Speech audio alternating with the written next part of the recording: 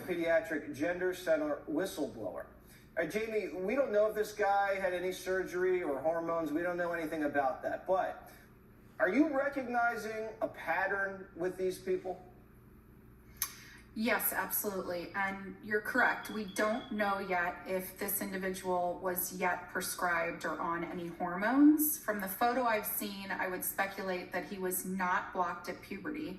But what we know is that he was socially transitioned as a child, which is something that can lead directly into this radicalization that we're seeing in a lot of trans-identified individuals.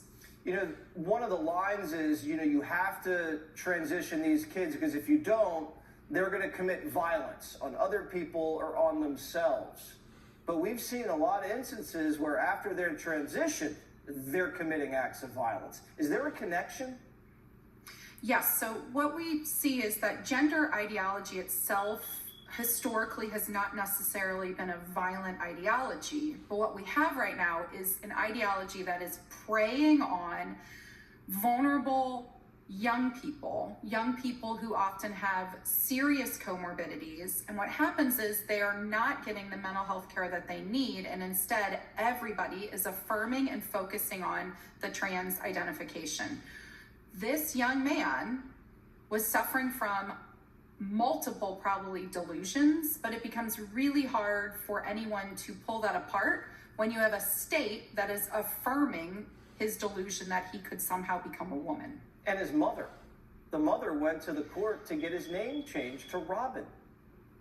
I feel for these parents. So many parents with kids who are experiencing this distress are often also lied to. But you're correct. In this case, it does appear that the family itself had been going along and affirming this belief in this young man. We think that even a social transition in young people basically puts someone on a pathway that is going to lead directly to medicalization and directly to harm.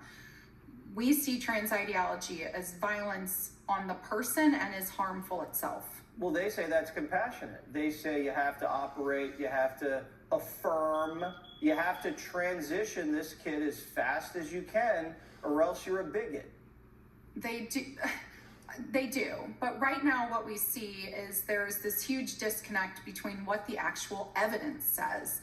The evidence tells us, the scientific evidence is telling us that medically transitioning, socially transitioning young people does not have the benefit and only really has a severe risk profile. These are kids that are they're unstable to begin with. And then we are taking this core instability and this core distress, and we're just layering on top of it more radicalized ideology. So you were a whistleblower at one of these organizations. What did you see that sparked this awakening in you? Yeah, so I actually participated in medicalizing young people for almost 5 years. And what I saw was that we were harming these kids. They were not getting better. Often their mental health was getting worse. We were tearing apart families.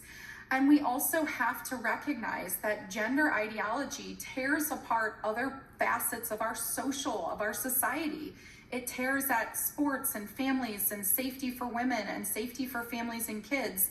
And so the ideology as a whole, to me, just became something that I felt like I was participating in harming the exact same patients that my job was supposed to be to protect, to make them better. I was making them worse. Well, thank you for coming forward and thank you for enlightening us. It's a very complicated situation and that really cleared it up. We appreciate it.